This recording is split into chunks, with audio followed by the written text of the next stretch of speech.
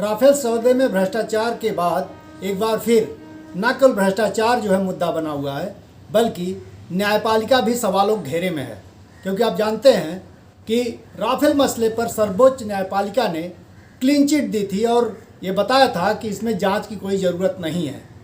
और इसी तरह के तमाम और दूसरे मसले हैं जो इस समय चर्चा के विषय बने हुए हैं, चाहे किसान आंदोलन हो, चाहे बंगाल का चुनाव हो, या फिर तमाम दूसरे ऐसे कुछ और मसले हैं जिन पर हम विस्तार से बातचीत कर सकते हैं। इसमें मेरे साथ मौजूद हैं पूर्व जस्टिस बीजी कोलसे पाटिल। और न्यायपालिका से निकलने के बाद पाटिल जी बैठे नहीं हैं, समाज में अपनी सक्रिय भूमिका निभा रहे हैं और कोई भी मौका हो, कोई भी मोर्चा हो, कोई भी मुद्दा हो, उसमें अपनी राय जाहिर करने से परहेज नहीं करते। शायद ही कोई ऐसी शख्सियत हो देश में जो इतना खुले तौर पर बोल रही हो। और एक ऐसे दौर में जब लोगों को डरा दिया गया है, दबा दिया गया है, बैठा दिया गया है, तब ये इस शख्सियत का होना कितना महत्वपूर्ण है ये हम में से कोई भी महसूस कर सकता है। जस्टिस पाटिल, आपका जनचौक में स्वागत है। अभी जो मसला आया है नया राफेल डील का, भ्रष्टाचार उसमें हुआ है, एक बार फिर ये साबित होने जा रहा है क्योंकि वहाँ की जांच एजेंसी ने, फ्रांस की जांच एजेंसी ने उसको उजागर किया है। लेकिन भारत में सर्वोच्च न्यायालय ने क्लीन चिट दे दी थी इस मसले पर, इसको किस रूप में देखा जाए? पहले तो मैं आपका ध्यान मूल मुद्दे पर लेना चाहता हूँ कि हमारे देश के सभी लोगों के दुखों की जड़ है हमारी मनुवादी और मनीवादी व्यवस्था। तो इन्होंने सभी संस्थाओं पर कब्जा कर लिया। अभी ये आपने उच्चतम न्यायालय की बात करी, उच्चतम न्यायालय के सामने उन्होंने कुछ रखा ही नहीं, और जो रखा वो झूठ था। क्या रखा कि हम लिफाफे में कीमत देंगे, बंद लिफाफे में देंगे, और उसमें भी हमारा ऑडिट हो गया है और सीएजी ने हमको क्लियर रिपोर्ट दिया है। ये सब झूठ सुप्रीम कोर्ट उन्होंने सुप्रीम कोर्ट की दिशाभूल कर, और सुप्रीम कोर्ट नहीं तो भी हम 2014 से देखेंगे तो उच्चतम न्यायालय क्या कर रहा है। उच्चतम न्यायालय ने ऐसी एक भी घटना नहीं है कि जिसमें उच्चतम न्यायालय ने मोदी के खिलाफ एक्शन ली है, ऐसी एक भी घटना नहीं है। तो ये राफेल क्या है? राफेल कुछ नहीं है। मैं दावे के साथ कहता हूँ कि हमारे सभी प्रजातांत्रिक संस्थाएं जिनका संविधान के तहत जो दायित्व है वो नहीं निभा रही है, वो जुडिशरी हो, वो ब्यूरोक्रेसी हो, आईबी हो, सीबीआई हो, जो भी है वो मनुवादियों के कब्जे में है। और मनुवादी एक दूसरे को मदद करने के लिए आज वो मोदी शाह जो करे सो करे ऐसा कहकर चुप बैठे। अभी पाटिल सर, मैं आऊँगा, सिर्फ जुडिशरी मसले पर आपसे बात करूँगा। भ्रष्टाचार से जुड़ा हुआ एक मसला अभी येदियुरप्पा के खिलाफ आया कर्नाटक में, और उसमें हाई कोर्ट ने जांच का निर्देश दिया, और मामला जब सुप्रीम कोर्ट में आया तो सुप्रीम कोर्ट ने उस पर रोक लगा दी। ये क्या माना जाए, क्या चल रहा है सुप्रीम कोर्ट में, किस रूप में देखा जाए सुप्रीम कोर्ट को? आप ने मुझे वार्निंग दी थी कि आप जुडिशरी पे बोलो, मैं वही बोल रहा हूँ कि मैं खुद जज था। मेरे ज़माने में 1985 में हमारे जो कलीग थे उनके घर में गोल गोल करके फ़ोटो थे। आज के माहौल में आप देखेंगे 2014 से, मई 2014 से, और लोहिया का जो मर्डर हुआ उसमें मैसेज गया है जुडिशरी को, हमारी सुनो, 100 करोड़ ले लो, 500 करोड़ ले लो, नहीं तो मरो। तो जो अभी येदियुरप्पा का हुआ ये नया नहीं है कुछ। जहाँ भी बीजेपी खतरे में है, जहाँ भी मोदी शाह के विचार खतरे में है, वहाँ सुप्रीम कोर्ट इंटरफियर करता ही करता है, और वो उनके फेवर में करता है। तो ये येदियुरप्पा का तो होने वाला था, हो गया। जहाँ दहाड़ी मजदूर, करोड़ों मजदूर पैदल चल रहे थे, तब सुप्रीम कोर्ट के, उच्चतम न्यायालय के आँख में आंसू आने चाहिए थे, नहीं आए। ये येदियुरप्पा को स्टे देने के लिए तैयार हो गए। येदियुरप्पा क्या, अर्णब गोस्वामी है, कितने मसले ऐसे हैं कि जिनमें इन्होंने इंटरफेयर करने की जरूरत नहीं थी, कर देते हैं। तो वही मैं उसी पर आ रहा हूँ। अब एक तरफ येदियुरप्पा के खिलाफ जांच बैठती है और वो जांच जो है नहीं शुरू हो पाती है, लेकिन दूसरी तरफ महाराष्ट्र में हाईकोर्ट जांच का आदेश देता है और जांच हो रही है, उसमें इस्तीफा देना पड़ता है मंत्री को। तो ये अंतर्विरोध किस रूप में देखा जाए? क्या मतलब ऊपर से डिक्टेट की जा रही हैं चीज़ें? मैं तो हैरान हूँ बम्बई हाईकोर्ट का डिसीजन देखकर, क्योंकि वो जो कोर्ट में बोल रहे थे वो सब उल्टा था। वो परमवीर सिंह की क्रॉस एग्जामिनेशन कर रहे थे। और मेरे तहत मुझे जो कानून समझता है इसके तहत प्रिंसिपल्स ऑफ नेचुरल जस्टिस के तहत जब तुमको वो कौन मिनिस्टर है उसके खिलाफ ऑर्डर करनी है तो आपको उसको सुनना है यार। आपने उसको सुना ही नहीं और ऑर्डर कर दी, और आखिर तक आप वो परमवीर सिंह के खिलाफ बोल रहे थे। तो महाराष्ट्र सरकार को कोई संदेह नहीं कि कुछ होम मिनिस्टर के लिए कुछ ज़्यादा आर्ग्यूमेंट एडवांस करना है, तो उन्होंने नहीं किया होगा एडवांस आर्ग्यूमेंट, और उसको हमने आपने पार्टी बनाया, उसके खिलाफ ऑर्डर करी। ये मुझे लगता है कि प्रिंसिपल्स ऑफ नेचुरल जस्टिस के तहत उनको देशमुख को भी सुनना चाहिए।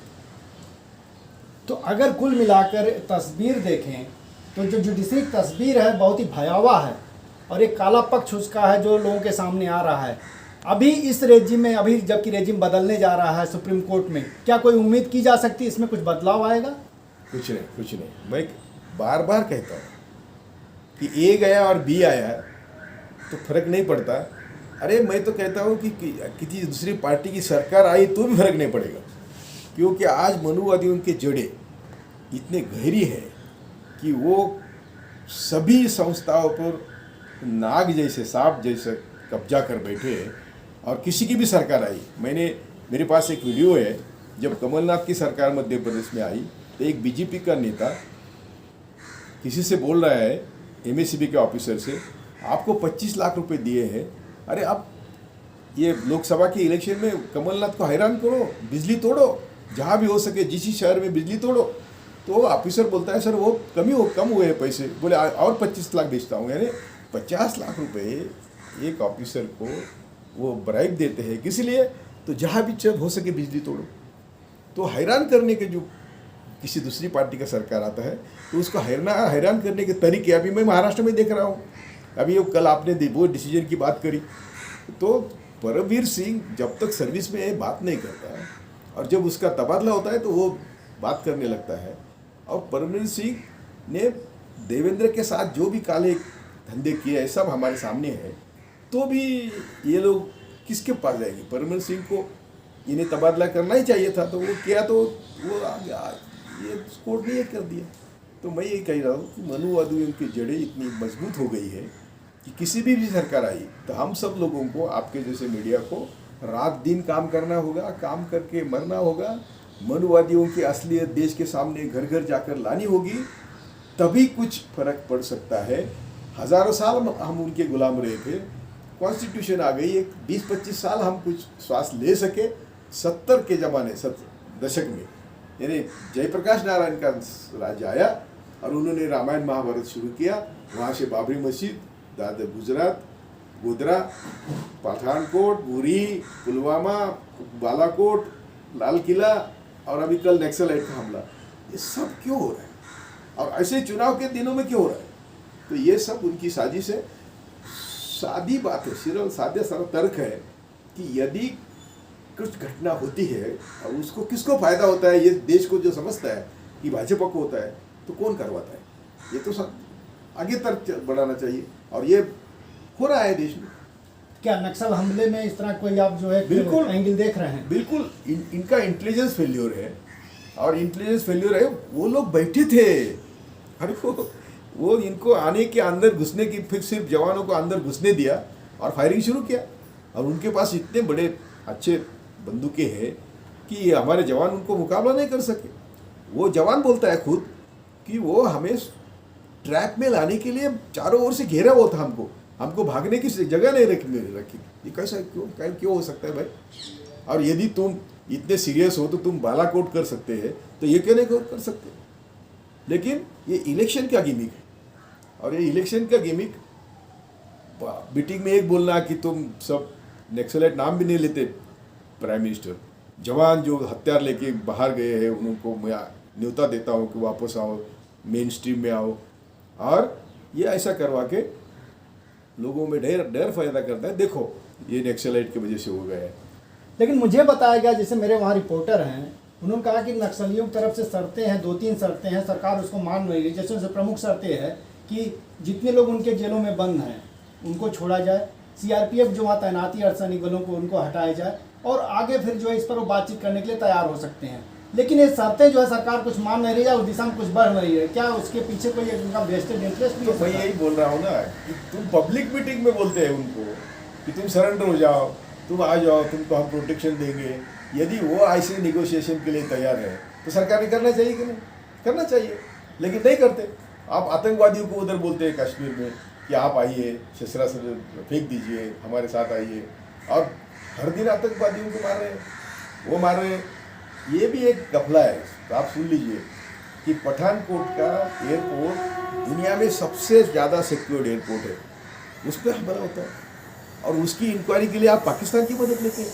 उरी में जो आतंकवादी गए थे, पुलिस स्टेशन में थे, उनके पास क्या था? यदि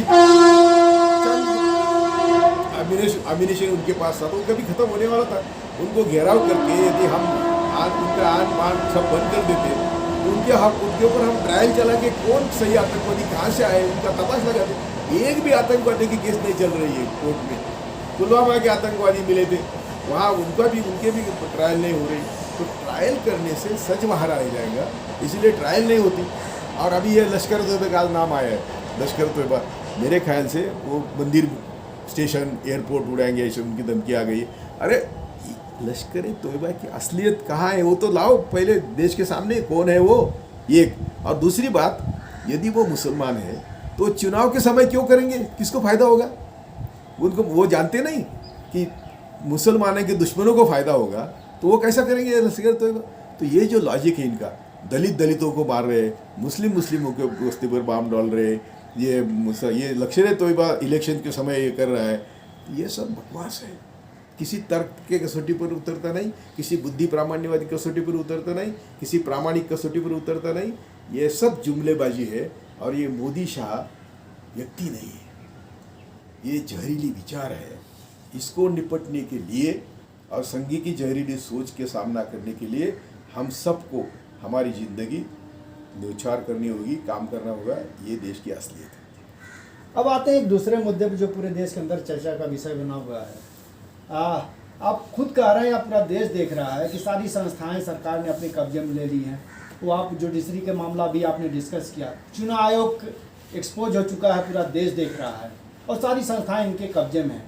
और विपक्षी पार्टियां तक कैसे इनके डिक्टेशन पे काम कर रही थी, ये पूरा देश ने देखा। विपक्षहीन कहिए तो पूरा भारत हो गया था। ऐसे में किसान सामने आए और वो सड़कों पर उतरे, एक विपक्ष की भूमिका निभा रहे हैं। ये जो नया बदलाव है, ये जो नई ताकत खड़ी हो रही है देश में, समाज में, इसको किस रूप में देखा जाए?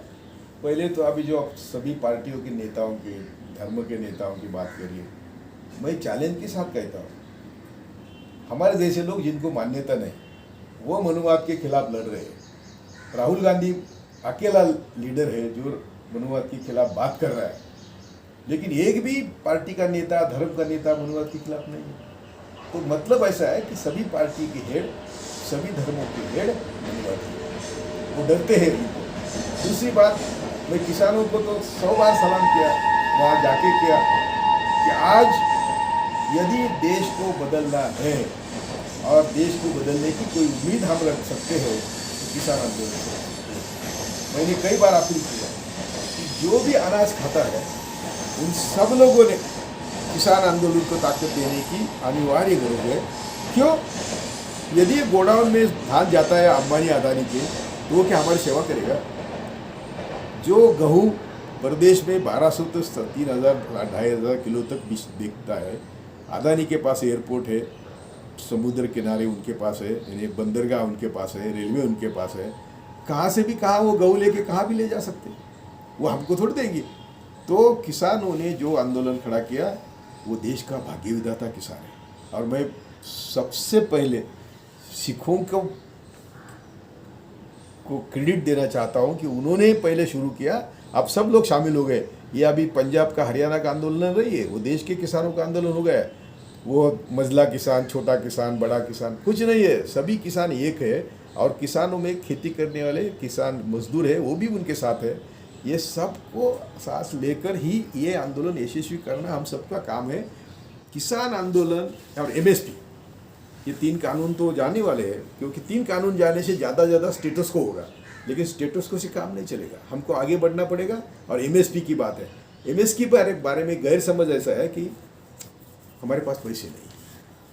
अभी जो 23 इसकी एमएसपी है वो भी एमएसपी नहीं है, स्वामीनाथन आयोग के तहत एमएसपी है। स्वामीनाथन आयोग का C2 फॉर्मूला है, जिसमें ज़मीन की कीमत भी है, घर के लेबर की कीमत है, बिजली है, यानी इनपुट्स है, आउटपुट्स है, सबका हिसाब किया गया है।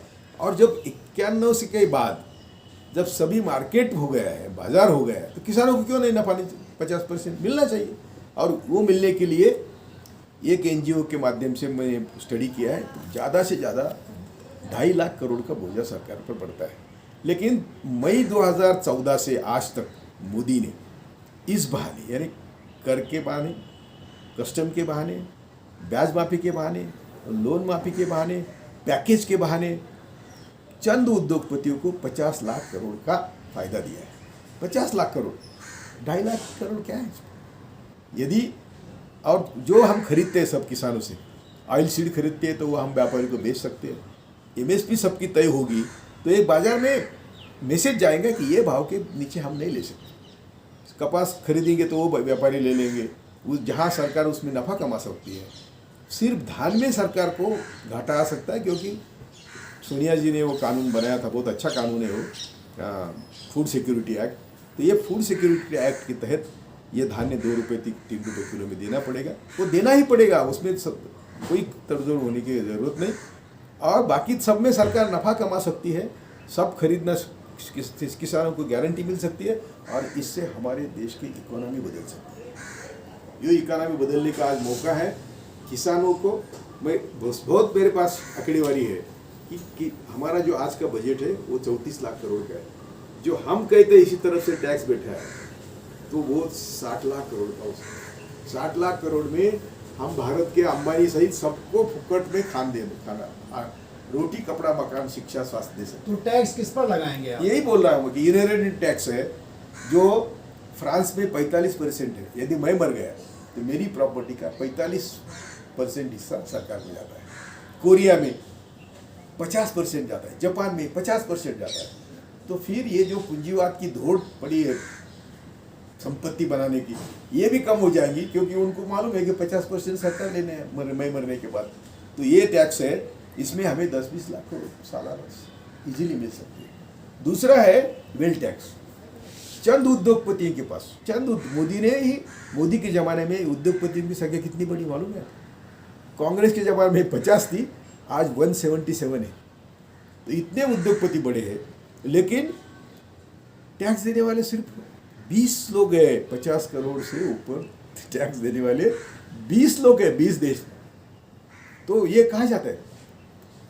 ये जो वेल्थ टैक्स है, यदि 1% लोगों के हाथ में 500-600 लाख की कर संपत्ति है, 500-600 लाख करोड़ की, 2% भी टैक्स बिठाया तो आपको 12 लाख करोड़ मिलते हैं। यदि हमारे जो खनिज है, हमारी कुदरती संपत्ति है, सौर ऊर्जा से पानी, बिजली या खनिज, ये सब की जो, यार एक बालू का ट्रक है ना, 50 रुपये में सरकार से आप लेते हैं और 1 लाख रुपए बाजार में बेचते हैं। तो हमारे कुदरती संपत्ति की कीमत क्या है? हमारा गोवा का एक साइंटिस्ट बोल रहा है कि तुम जिसको आयरन ओर कहते हैं वो गोल्ड ओर आप बाहर भेज रहे हैं। और कोयला भी जो रेड्डी बंधु कुछ हज़ार में यहाँ खरीदते हैं, कई लाखों करोड़ में बेचते हैं। तो ये जो मुनाफा है, ये जो मिट्टी मोल भाव से हमारे सब संपत्ति जा रही, यदि वो भी हम इसके ये करें तो हमें 10 लाख करोड़ मिल सकते हैं। वेल्थ टैक्स बिठाया तो हमको 10-12 लाख करोड़ का मैंने हिसाब दिया, तो हमें पैसे की कमी नहीं है। हमारा कारपोरेट टैक्स दुनिया में सबसे कम है, 16-17% है। यदि वो 30% करते तो भी हमारा इनकम बढ़ता है। तो इनकम की कमी नहीं, पैसे की कमी नहीं, रिसोर्सेज की कमी नहीं। सुनिए, आखिरी सेंटेंस है, लेकिन मनुवादी कहते हैं तुम तिलक पढ़ो, सावरकर पढ़ो, गोलवलकर पढ़ो, तो वो कहते हैं कि हम देश के मालिक हैं, आप सब हमारे गुलाम हैं। 2 जून की रोटी आपका अधिकार है, ना आपको जमीन चाहिए, ना आपको शिक्षा चाहिए, ना आपको कुछ चाहिए, ना पद चाहिए।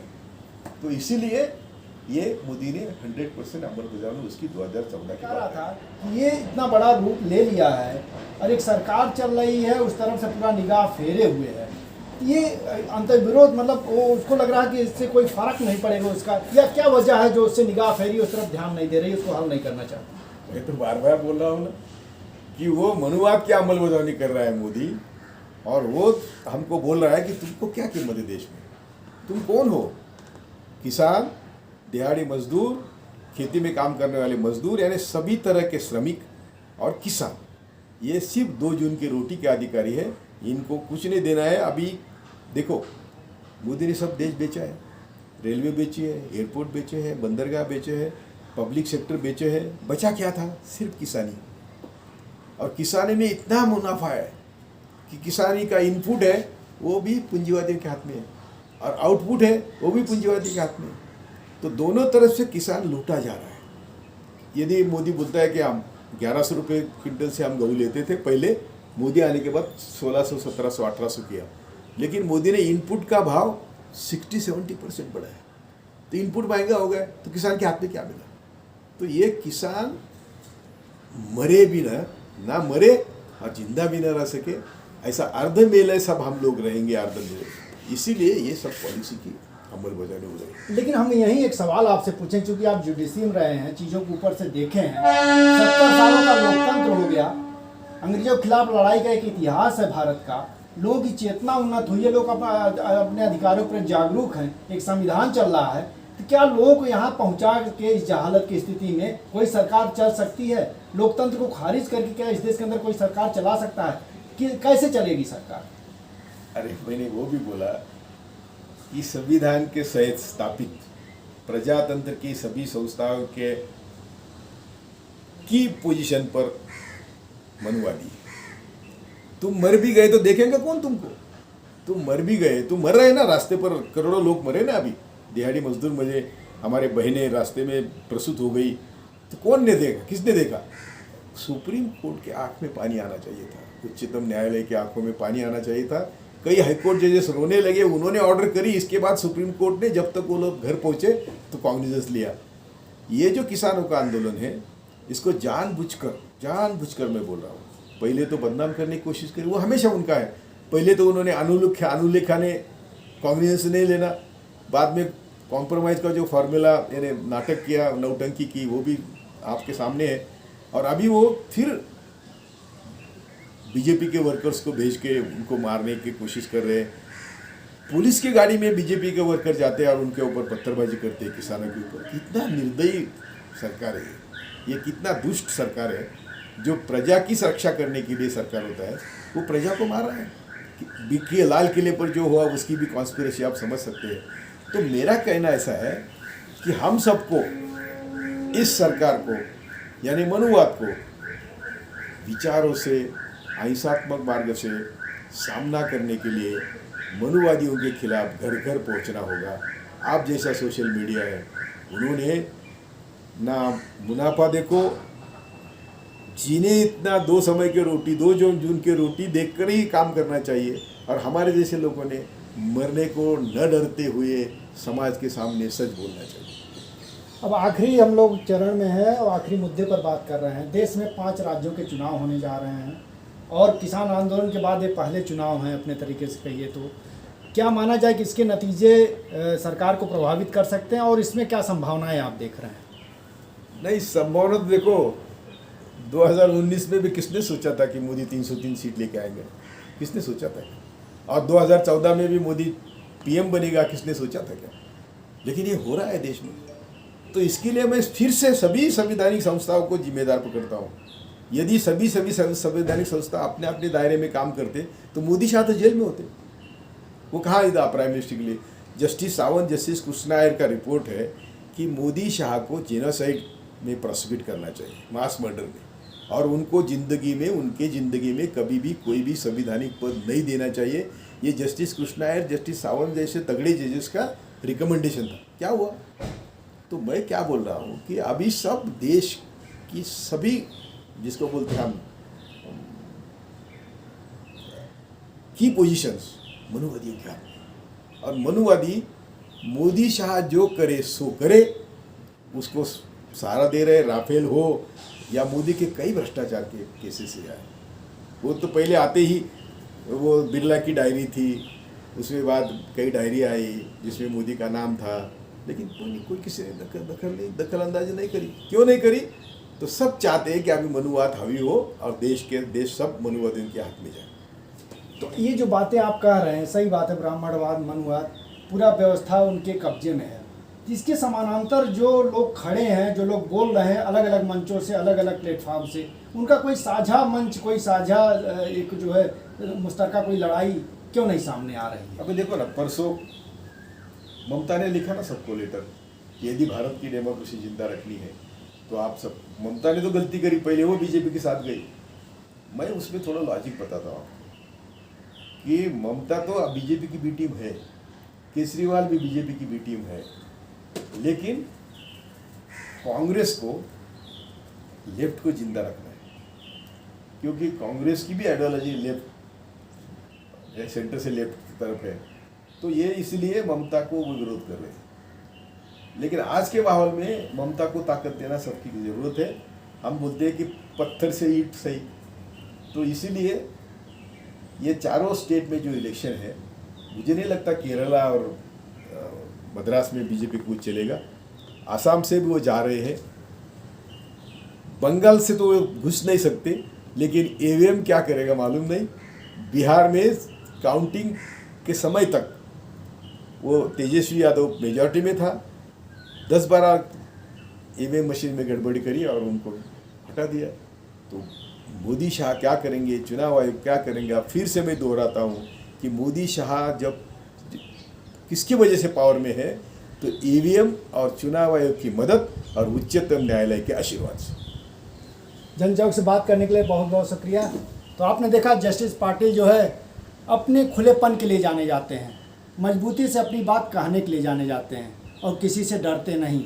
और एक बार फिर उन्होंने खुलकर कहा कि अगर मोदी शाह सत्ता में है तो चुनाव आयोग के संरक्षण और ऊपर से सुप्रीम कोर्ट का जो बरदहस्त है वो हासिल है। लिहाजा ये सारी संस्थाएं एकजुट हो गई हैं एक सत्ता के पक्ष में। इनके खिलाफ एक समानांतर आंदोलन ही इनको उखाड़ सकता है और उसकी राह लोग देख रहे हैं। दिल्ली से जनचौक के लिए मैं महेंद्र मिश्र।